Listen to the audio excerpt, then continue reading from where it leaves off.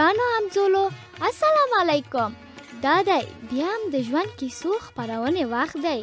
ښه همزولو، پوهیږئ چې ناشنا بوټو ته لاس وروړل او خوړل کومې روغتیایي ستونزې پېښوي؟ نن نکلچي اکا توتي ته په دې اړه یوه کیسه وایي. نو راځئ چې په ګډه یې واورو.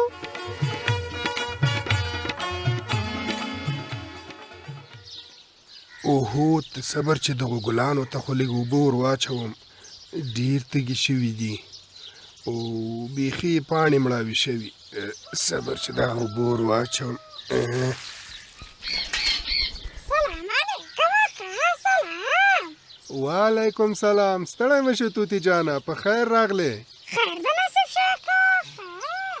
توتي جانه چیرته لاړې؟ دلته راشه. درځم اکا درځم. توتي پام چې د هغه بوټي پاڼې ونه خورې. څه کوې اکا؟ ودرېږم. ولې ونه خورم؟ دا څو پاڼې مې خوړلې، ټول بوټي خو نه خورم بوټی. هی توتي جانه، تا ته مې لکه چې د خوږو زهرو کیسه نه ده کړې. څه؟ د خوږو زهرو کیسه؟ اله نو اکا څه ته ګورې؟ زړه کیسه راته ووایه کیسه. سمه ده درته وایم یې، خو لومړی راځه دلته مخامخ راته کښېنه. دا دی اکا کېناستم. اله نو کیسه پیل کړه کیسه. ښه نو راته غوږ شه. غوږ یم اکا غوږ. و تر شنه اسمان لاندې د خدیجې په نوم یوې نجلۍ په ښار کې له خپلې کورنۍ سره ژوند کاوه. یوه ورځ خدیجه د خپل کاکا کور ته میلمنه لاړه. د کاکا کور یې له ښاره لرې په یوه کلي کې و. د خدیجې د کاکا لورانې فاطمه او حسینه د خدیجې په ورتلو ډېرې خوشحاله شوې، ځکه هغوی دواړه د خدیجې خورلڼې وې. ډېر ښه اکا، یو ځای به ښه ساعت تېر شي. هو توتي جانه، شپه تېره شوه. سهار حسینې او فاطمې خدیجې ته وویل چې له کور سره نږدې خپلو ځمکو ته به لاړې شي، هلته به د نانځکو میله وکړي. هلئ راځئ چې دلته د دغو ونو سیوري ته کښېنو. صبر چې زه دا وړکی فرش هوار کړم. دا دی خدیجې، دا د فرش بل سر در ونیسه. سمه ده، لږ دې خوا ته راکش کړم. دغسې دا دې سم شو. صبر نو چې زه دا نانځکې هم دلته کېدم. بس مه ژاړه مه ژاړه. واه څومره ښایسته ځای دی، څومره ښه سیوری دی. تاسې نانځکې سره سمې کړئ. زه ځم د خوراک لپاره ترکاري رش کوم. مه ژاړه، بس دا زما نانځکه ده، ښکلې ده نازکه ده، سترګې یې خوږې زلفې یې اوږدې ډېره قندولکه ده، ښکلې ده نازکه ده. واه خدیجې، څومره ښه سندره دې ورته وویله. هو نانځکه مې ډېره راباندې ګرانه ده. حسینې، دا د ترکاري قاب در واخله او هغه ډوډۍ پر دسترخوان کې ده. زه به دا شړومبې په ګیلاسونو کې واچوم. سمه ده.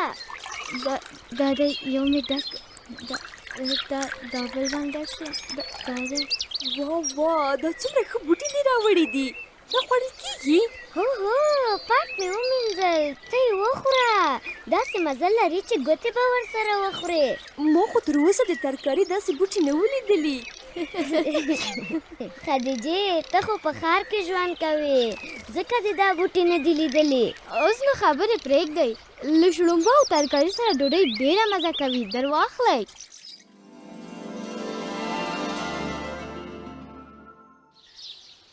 اکا خدیجې به هغه ترکاري وخوړه که نه؟ ترکاري توتي ګله، دا چې خدیجې په ښار کې ژوند کړی و، داسې ترکاري یې کله نه وه خوړلي. چې کله یې ترکاري وخوړله ډېر خوند یې ورکړ. ډېر ښه اکا، نو بیا څه وشول؟ څه توتي نور به دې نو څه سر در خوږوم. حسینې، فاطمې او خدیجې ښه میله وکړه. مازدیګر شو، ټولې کور ته لاړې. په سبا یې مور حسینې او فاطمې ته وویل چې لاړې دې شي له مځکو دې سابه راوړي چې خدیجې ته پیرکي ورنه پاخه کړي. ښه اکا، حسینې او فاطمې خدیجه ورسره بوتله که نه خدیجه؟ هو توتي، درې واړه د نږدې غره لمنې ته روانې شوې.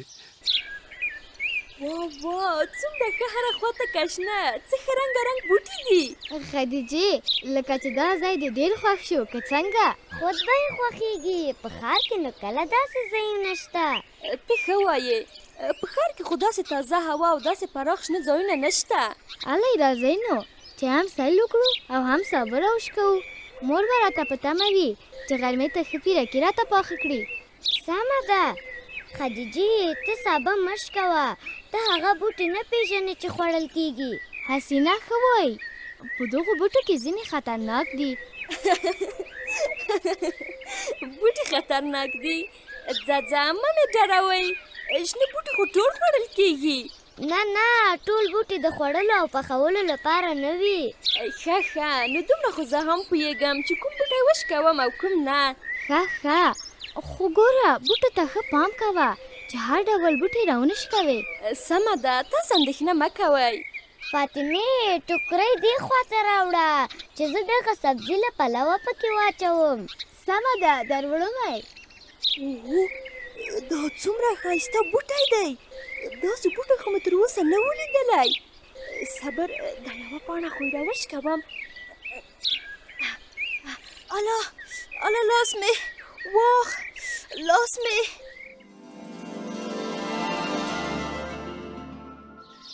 اکا خدیجې ولې چیغې کړې لکه چې اغزی په ګوته کې لاړه که څنګه په ګوته کې؟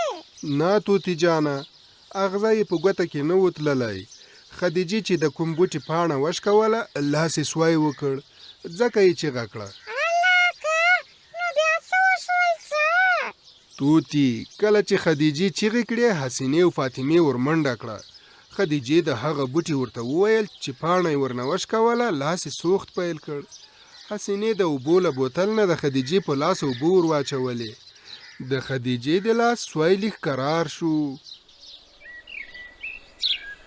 وای خدیجې، دا لاس دې څنګه سور شو لکه چې څه شي وچیچلې؟ نه اوس یې سوی قرار شو. درځئ چې سبزي وشکوو. حسینې راځه نو چې د ټوکري خواته ورشو. سمه ده درځه.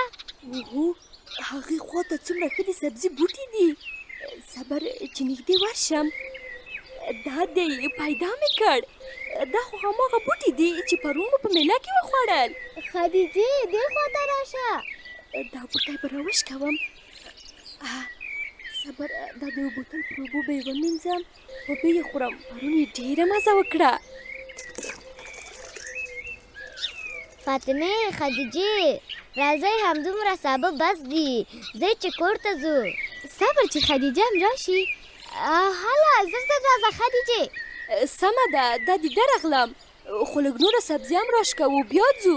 خدیجې همدومره سابه بس نه دي. خدیجې لکه چې سبزي دې ډېره خوښیږي. هو لږ به نوره هم راوشکوو چې ښه ډېر پیرکي ورنه پاخه شي. ښه سمه ده.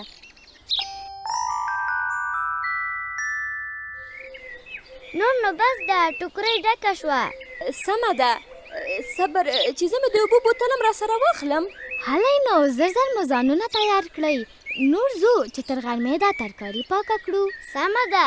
الله نس مې.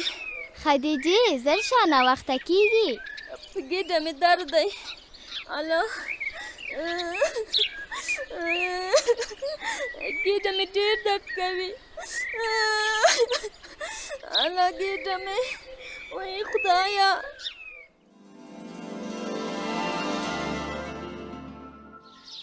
الله بیچاره خدیجه، اکا ډېر مې زړه ورته بد شو، بیا څه وشول څه؟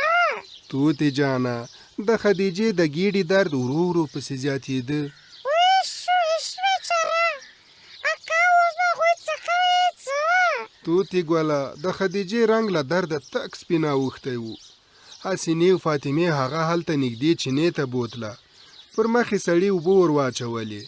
لیږ یې حال ښه شو، خو د ګیډې درد یې کم نه شو. ویش ډېر مې زړه ورته خوږ شو، ډېر. خدیجې له درده چیغې وهلې، ژړل یې. فاطمه او حسینه حیرانې وې چې څه وکړي. په دې وخت کې هلته له دوی لرې یو سپین ږیري طبیب چې د فاطمې دوی کلیوال و، د دوا لپاره یې هلته بوټي راشکول. د خدیجې ژړا یې چې واورېده، په منډه یې ځان ور ورساوه. سلام علیکم بچیانو، څه خبره ده؟ وعلیکم السلام طبیب صاحب، شکر چې راغلی. تو وګوره د خدیجې په ګېډه درد دی. الله په ګېډه مې ډېر درد دی. الله الله ګیډه مې ډېر درد کوي. الله طبیب صاحب خدیجه مې د کاکا لور ده له ښاره راغلې نن له موږ سره د سبو ټولولو لپاره راغله. ټول اوسه ښه وه اوس یو ناڅاپه یې پر ګېډه درد شو. طبیب صاحب خیر دی یو څه وکړه د خدیجې حالت ډېر خراب دی. تاسو تشویش مه کوئ. د دوا لپاره په بوټو ټولولو پسې دلته راغلی وم چې ستاسې غږ مې واورېدو په منډه دلته راغلم. انشاءالله ښه به شي. زما په نظر کوم زهري بوټی یې خوړلی دی. خیر دی لورې ته همدلته ارامه کښېنه. تاسې پام ورته کوئ. زه ځم د درملو کڅوړه مې هغلته وړاندې ایښې ده چې هغه راوړم. سمه ده اکا.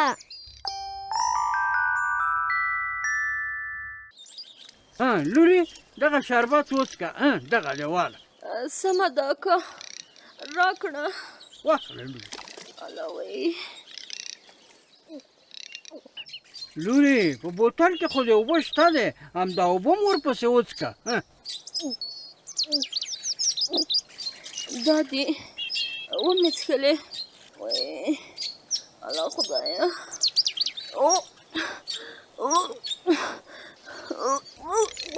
الله خدیجې څنګه باندې وشول؟ خدیجې وای څنګه د رنګ تک سپین وتښتېده دا خو کانګې کوي. تاسې مه وارخطا کېږئ. ښه دی چې کانګې وکړي. څه چې خوړلي دي بېرته به له معدې نه رابهر شي. لورې اوس نو څو شېبې دلته ارامه کښېنه. دغسې آفرین. خدیجې دلته پر ما تکیه وکړه دغسې اوس لږ ښه شوم. درد لږ کم شو. لور جانې اوس ووایه چې څه دې خوړلي وه؟ طبیب صاحب نور مې څه نه دي خوړلي خو دغه بوټه مې ومینځه بیا مې وخوړو. اوهو همدغه بوټي ته داسې کړې وې. دا خو زهري بوټی دی که نه؟ څه زهري بوټی؟ هو لورې زه خو طبیب یم. له بوټو درمل جوړوم. د ټولو بوټو خواص راته معلوم دي. ډېر داسې بوټي شته چې خوړل انسان ناروغوي. هغه بوټي چې نه یې پېژنئ مه یې ښه کوئ او هغه بوټي چې خوړل کېږي او پېژنئ تر خوړلو مخکې باید ښه پرېمینځئ. اکا ښه شوه چې خدیجه روغه شوه روغه. هو توتي هغه بوټي چې نه یې پېژنو باید وی نه خورو.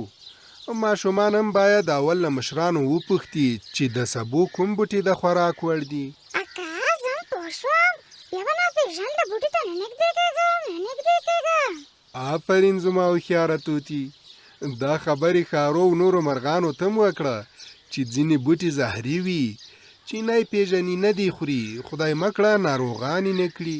سمه ده اکا زه نو ځم چې دا خبرې ښاروه نورو مرغانو ته مو وایم نورو مرغانو ته. ورځه نو زما هوښیاره توتي. د خدای په امان اکا. په مخه دې ښه شه.